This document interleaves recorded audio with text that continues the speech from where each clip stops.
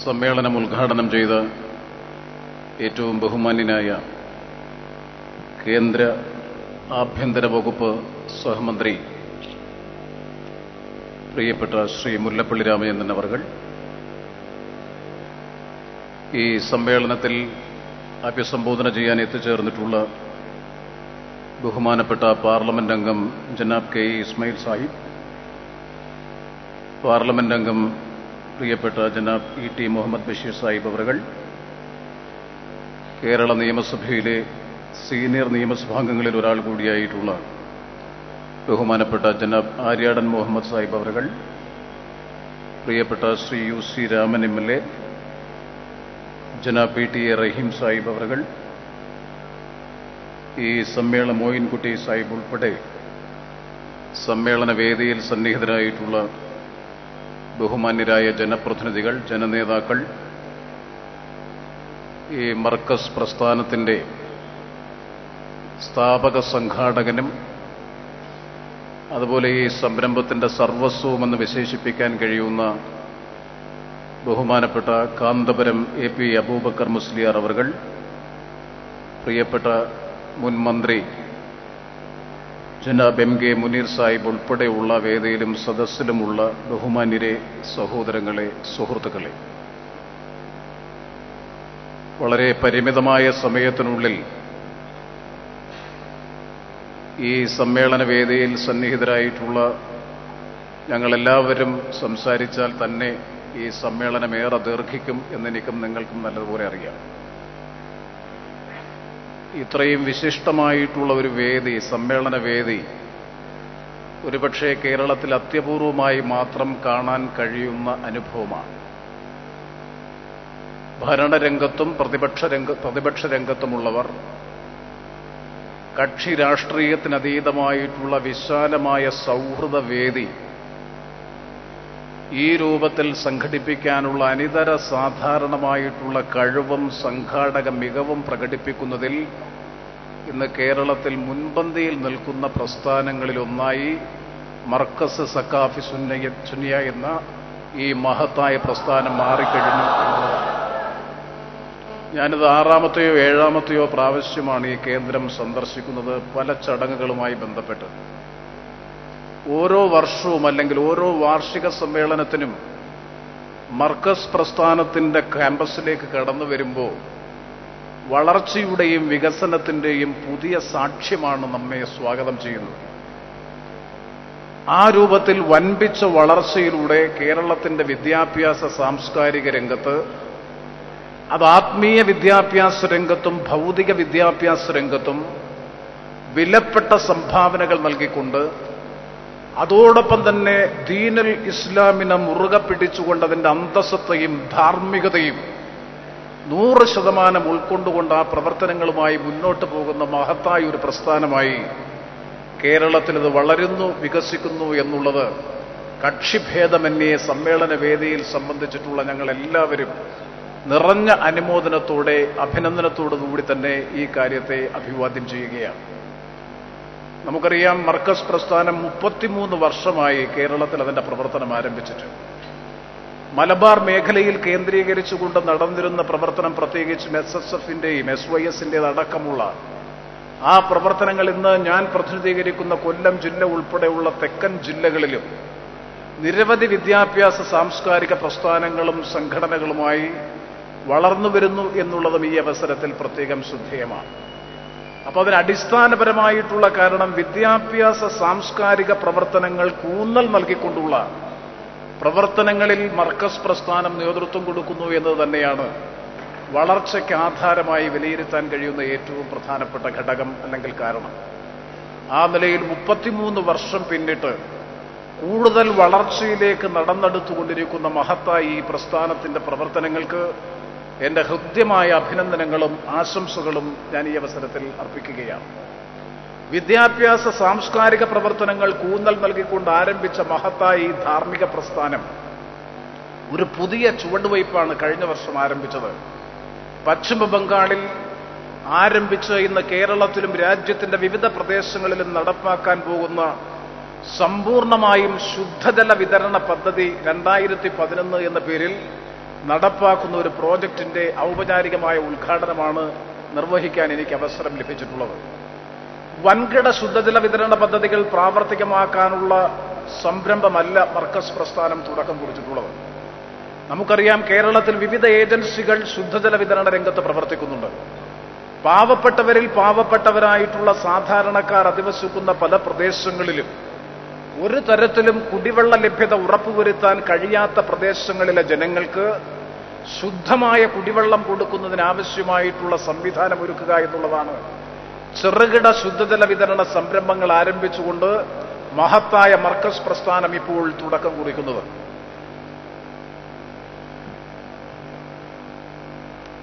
ബഹുമാനപ്പെട്ട കേന്ദ്രമന്ത്രി ശ്രീ കെ.വി. തോമസ് അടക്കം ഈ സമ്മേളന വേദിയിൽ എത്തിച്ചേർന്നിട്ടുണ്ട്. അദ്ദേഹത്തെ നേരത്തെ ഇവിടെ സ്വാഗതം ചെയ്തതാണ്. സംഘാടക സമിതിക്ക് വേണ്ടി ഞാനും അദ്ദേഹത്തെ ഹൃദ്യമായി സ്വാഗതം ചെയ്യുക. അതുകൊണ്ട് ശുദ്ധജല വിതരണ രംഗത്ത് ഈ മഹത്തായ ഒരു ജനകീയ സംരംഭത്തിന് തുടക്കം കുറിക്കുന്നതിന് സംസ്ഥാനത്തിന്റെ ജലവിഭവ മന്ത്രി എന്ന നിലയിൽ അവസരം ലഭിച്ചതിനുള്ള അതിയായ സന്തോഷം, കടപ്പാട് ഞാൻ ഈ അവസരത്തിൽ അഭിവന്ദ്യനായ കാന്തപുരം ഉസ്താദിനോടും ഇതിന്റെ മുഴുവൻ സംഘാടകരോടും ഈ അവസരത്തിൽ അറിയിക്കുകയാണ്. ജലം ജീവൽ പ്രധാനമായിട്ടുള്ള ഏറ്റവും പ്രധാനപ്പെട്ട വിഷയമാണ്. വിശുദ്ധ ഖുർആനിലും അതുപോലെ തന്നെ വിശുദ്ധ ഖുർആനിക നിയമത്തോടനുബന്ധമായിട്ടുള്ള നിരവധി ആയത്തുകളിലുമൊക്കെ ഊന്നൽ നൽകി പറഞ്ഞിട്ടുള്ള പ്രധാനപ്പെട്ട കാര്യങ്ങളിലൊന്ന് ശുദ്ധജലത്തിന്റെ പ്രാധാന്യത്തെ സംബന്ധിച്ചാണ്. ഈ ജീവന്റെ ഉൽപ്പത്തിക്ക് ആധാരം ശുദ്ധജലമാണ്. അതുകൊണ്ട് ജലത്തിന്മേലുള്ള അവകാശം വിശുദ്ധ ഇസ്ലാം വ്യക്തമായി പ്രഖ്യാപിച്ചിട്ടുണ്ട്. സമൂഹത്തിന് അവകാശപ്പെട്ട പൊതുസ്വത്താണ് വെള്ളം, ജലം. അതിനുള്ള അവകാശം മുഴുവൻ ജനങ്ങൾക്കും മുഴുവൻ നാട്ടുകാർക്കും അതിനുള്ള അവകാശമുണ്ട്.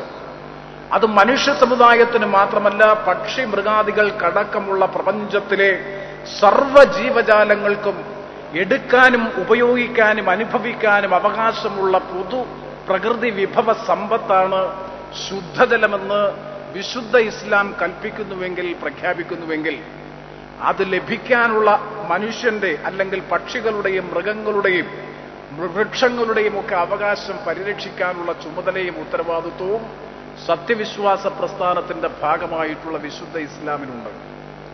അപ്പൊ വിദ്യാഭ്യാസമാണ് ഏറ്റവും കൂടുതൽ ഊന്നൽ നൽകിക്കൊണ്ട് പ്രവാചകനായ മുഹമ്മദ് നബി തിരുമേനി പറഞ്ഞതെങ്കിൽ, ആ വിദ്യാഭ്യാസത്തോടൊപ്പം വിദ്യാഭ്യാസ സാംസ്കാരിക പ്രവർത്തനങ്ങളോടൊപ്പം ജീവൽ പ്രധാനമായിട്ടുള്ള ജലം എല്ലാവർക്കും ലഭ്യമാക്കാൻ അവസരമൊരുക്കുന്ന മഹത്തായ ഒരു ജനകീയ സംരംഭം, അതും ദീനുൽ ഇസ്ലാമിന്റെ വിശുദ്ധ ഇസ്ലാമിക പ്രസ്ഥാനത്തിന്റെ ദൗത്യങ്ങളിൽ ഏറ്റവും പ്രധാനപ്പെട്ടതാണ്.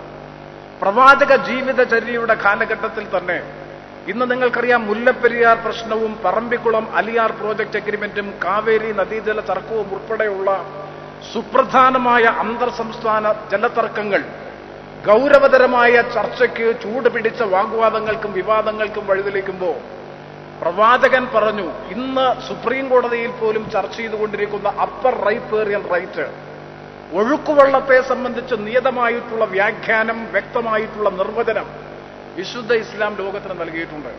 കെട്ടിക്കിടക്കുന്ന വെള്ളത്തെ സംബന്ധിച്ചും ഒഴുക്കുവെള്ളത്തെ സംബന്ധിച്ചും വ്യക്തമായി പറഞ്ഞിട്ടുണ്ട്. ഒഴുകി വരുന്ന വെള്ളത്തെ സംബന്ധിച്ചിടത്തോളം പ്രവാചകൻ പറഞ്ഞത്, ഒഴുകി വരുന്ന വെള്ളത്തിന്മേലുള്ള അവകാശം ഈ സ്ട്രീമിന്റെ അല്ലെങ്കിൽ ജലത്തിന്റെ ഒഴുക്കിന്റെ ഉപരിതല പ്രദേശങ്ങളിൽ ജീവിക്കുന്നവർക്ക് ലഭിക്കുമ്പോൾ തന്നെ താഴെയുള്ള സമൂഹത്തിന്റെ ലോവർ റൈപ്പേറിയൻ പ്രദേശത്ത് വരുന്ന ജനങ്ങളുടെ അവകാശത്തെ ഒരു കാരണവശാലും നിഷേധിക്കാൻ, നിരാകരിക്കാൻ പാടില്ല. അവനവൻ ആവശ്യമായി കൃഷിക്കും കുടിവെള്ളത്തിനും, അതാണ് അടിസ്ഥാനപരമായിട്ടുള്ള ജീവിതാവശ്യങ്ങൾ. അതുകൊണ്ട് തന്നെയാണ് മുല്ലപ്പെരിയാർ പ്രശ്നത്തിൽ കേരളം ആവർത്തിച്ച് സൂചിപ്പിച്ചിട്ടുള്ളത്, തമിഴ്നാടിനാവശ്യമായിട്ടുള്ള, തമിഴ് ജനതയ്ക്ക് ആവശ്യമായി കുടിവെള്ളത്തിനും കൃഷിക്കും ആവശ്യമായിട്ടുള്ള വെള്ളം ഇപ്പോൾ ലഭിക്കുന്നത് പോലെ തീർച്ചയായും കൊടുക്കാൻ കേരളം സന്നദ്ധമാണ് എന്ന് ആവർത്തിച്ച് പറയുന്നതും ഇതിന്റെ പശ്ചാത്തലത്തിൽ തന്നെയാണ്. അതുകൊണ്ട് തന്നെ ലോവർ റൈപ്പർ അല്ലെങ്കിൽ താഴെ തലങ്ങളിൽ അല്ലെങ്കിൽ ഡൗൺ സ്ട്രീമിൽ താമസിക്കുന്ന ജനങ്ങളെ സംബന്ധിച്ചിടത്തോളം അവർക്ക് ലഭിക്കാനുള്ള വെള്ളം കൊടുക്കുക എന്നുള്ളത് മുകളിൽ താമസിക്കുന്നവന്റെ ചുമതലയാണ്. നമുക്കറിയാം, ഇന്ന് കേരളത്തിലായാലും രാജ്യത്തായാലും അന്താരാഷ്ട്ര തലത്തിലായാലും ഏറ്റവും കൂടുതൽ തർക്കങ്ങൾ ഉയർന്നു വരുന്നത് ജലം പങ്കുവെക്കുന്നതുമായി ബന്ധപ്പെട്ട പ്രശ്നങ്ങളിലാണ്. ആ നദീജലമായാലും മറ്റേത് രൂപത്തിലുള്ളത് അത് പങ്കുവെക്കുന്നതുമായി ബന്ധപ്പെട്ട തർക്കങ്ങൾ ഉയർന്നു വരുമ്പോൾ പ്രവാചക വചനങ്ങൾ, വാക്യങ്ങൾ ഈ അവസരത്തിൽ പ്രത്യേകം പ്രസക്തമായി മാറിത്തീരുന്നു.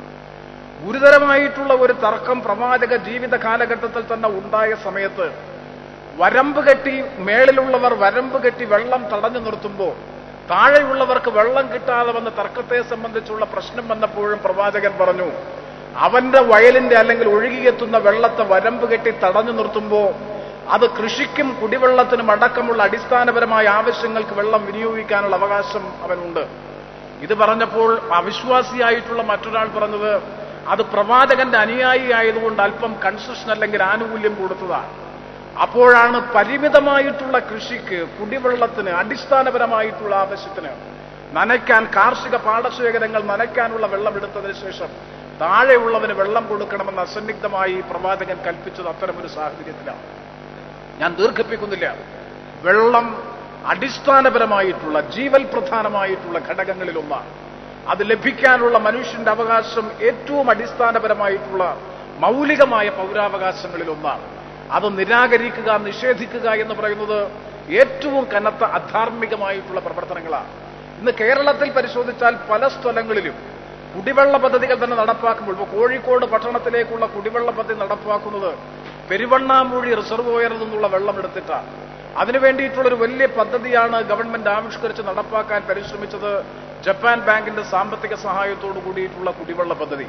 നിർഭാഗ്യവശാൽ പല പ്രശ്നങ്ങൾ കാരണം ഈ പെരുവണ്ണാമൂഴിയിൽ പാറ പൊട്ടിക്കുന്നതുമായി ബന്ധപ്പെട്ടുകൊണ്ടും കിണർ കുഴിക്കുന്നതുമായി ബന്ധപ്പെട്ടുകൊണ്ടുമുള്ള സാങ്കേതിക വിദ്യ പ്രായോഗികമായി നടപ്പാക്കാൻ പല കാരണങ്ങളാൽ തടസ്സമുണ്ടായതുകൊണ്ട് പദ്ധതി 2011 നീളുകയാണ്. ഞാൻ സൂചിപ്പിച്ചത് സ്വാഭാവികമായും തടസ്സങ്ങളും തർക്കങ്ങളും ഉണ്ടാകാം.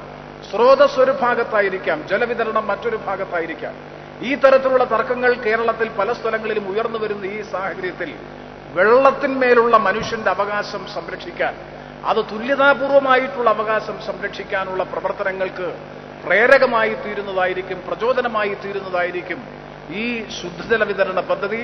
മഹത്തായ മർക്കസ് പ്രസ്ഥാനത്തിന്റെ ആഭിമുഖ്യത്തിൽ നേതൃത്വത്തിൽ ആരംഭിക്കുന്ന ഈ ശുദ്ധജല വിതരണ പദ്ധതി എന്ന് ആത്മാർത്ഥമായി ഞാൻ വിശ്വസിക്കുന്നു. ഇത് പൊതുസമൂഹത്തിന്, ആകെയുള്ള പൊതുസമൂഹത്തിന് ഒരു വലിയ സന്ദേശം നൽകാൻ, വെള്ളത്തിന്മേലുള്ള മനുഷ്യന്റെ അവകാശം സ്ഥാപിച്ചെടുക്കാൻ, വെള്ളം ഒരിക്കലും വിലമതിക്കപ്പെടാൻ കഴിയാത്തതാണ് എന്ന് വ്യക്തമായി വിശുദ്ധ ഖുർആനിൽ അല്ലെങ്കിൽ വിശുദ്ധ വിശ്വാസത്തിൽ വ്യക്തമായി സൂചിപ്പിക്കുന്നു. ഒരിക്കലും വെള്ളം വിലയ്ക്ക് കൊടുക്കുകയോ വിലയ്ക്ക് വാങ്ങുകയോ ചെയ്യുന്നില്ല. വിൽക്കപ്പെടാനുള്ള ചരക്കല്ല വെള്ളം. അത് പ്രകൃതിദത്തമായിട്ടുള്ള മനുഷ്യൻ അവകാശപ്പെട്ട വിഭവമാണ്. അത് ലഭിക്കാനുള്ള അവകാശം, ലഭ്യമാക്കാനുള്ള ഉത്തരവാദിത്വം ഗവൺമെന്റിനും, ലഭിക്കാനുള്ള അവകാശം തീർച്ചയായും ജനങ്ങൾക്കുമുണ്ട്.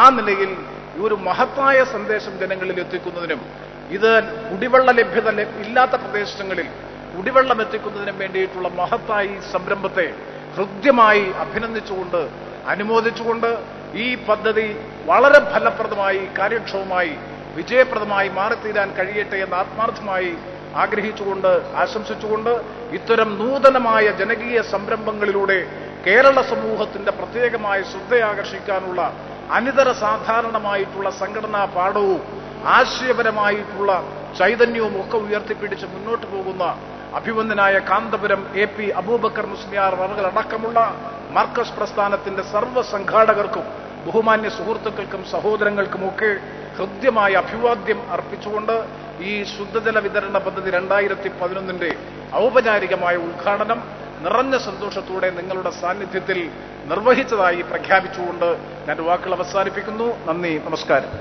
മർക്കസ് 33ാം വാർഷിക സമ്മേളനത്തിന്റെ സ്നേഹോപഹാരം ജനറൽ സെക്രട്ടറി കാന്തപുരം ഉസ്താദ്, കേന്ദ്ര ആഭ്യന്തര സഹമന്ത്രി ശ്രീ മുല്ലപ്പള്ളി രാമചന്ദ്രന്